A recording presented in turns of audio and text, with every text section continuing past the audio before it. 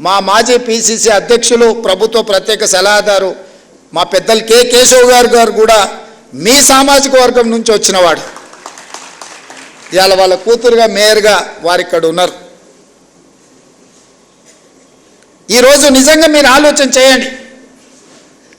గతంలో సెక్రటేరియట్ ప్రజాప్రతినిధులుగా మేమే పోయేవాళ్ళం కాదు.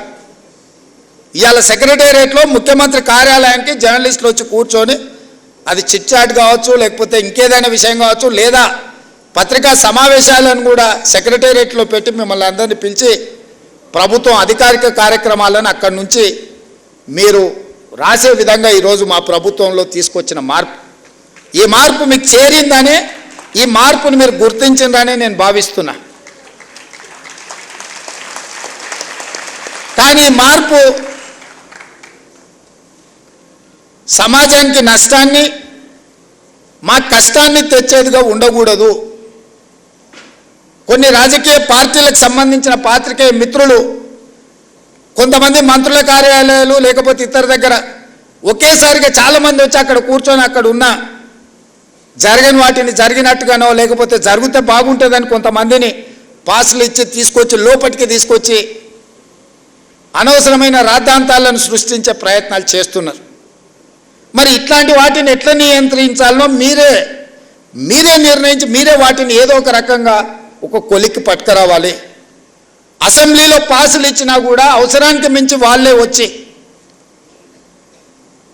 ప్రెస్ మీట్ పెడితే కూడా గుర్తింపు పొందిన జర్నలిస్టులకు కుర్చీ దొరకదు. వాడు యూట్యూబ్ అంటాడు, వాడు ఆ ట్యూబ్ అంటాడు, వాడు యూట్యూబ్ అంటాడు, వాడు వచ్చి మొదటి సీట్లలో కూర్చుంటాడు. వాళ్ళు ఏం అడుగుతారో వాళ్ళకి మేము ఏం చెప్పాలో మాకు అర్థం కాదు. ఇది మాకే కాదు, మీకు కూడా. నాకు తెలిసి ఒకప్పుడు నేను చాలామంది జర్నలిస్ట్ మిత్రులు నాకు ఉన్నారు. ఇక ఆ ట్యూబ్లో ఎక్కడికంటే అక్కడికి వెళ్ళిపోయి ఏది పడితే అది మాట్లాడితే అక్కడ ఉన్న ప్రజలు ఏమన్నా అంటే చూసిరా జర్నలిస్టుల మీద దాడి అని. జర్నలిస్ట్ అనే పదానికి డెఫినేషన్ ఏందో మీరు డిసైడ్ చేయండి. మేము ఎవరిని జర్నలిస్ట్గా చూడాలో మీరు చెప్పండి. ఎవరు దోస్తే వాడు ట్యూబ్ పెట్టుకొని ఆ ట్యూబ్లో పెట్టుకొని వాడు మెడలో పట్టేసుకొని మెడలో ఇది కట్టుకొని వాడు నేను ట్యూబ్కు జర్నలిస్ట్ అని బయలుదేరితే వాళ్ళు వివరించే విధానాన్ని బట్టి ప్రజలు వివరిస్తారు. ఏది పడుతుంది మధ్యలోనే అడ్డం దొడ్డం మాట్లాడి ఏదైనా ఏమన్నా అంటే చూసిరా జర్నలిస్టుల మీద. సో ఈ విధానానికి ఎక్కడో ఒక దగ్గర పులి స్టాప్ పెట్టాలి. దీన్ని ఆలోచన చేయాల్సింది మీరే.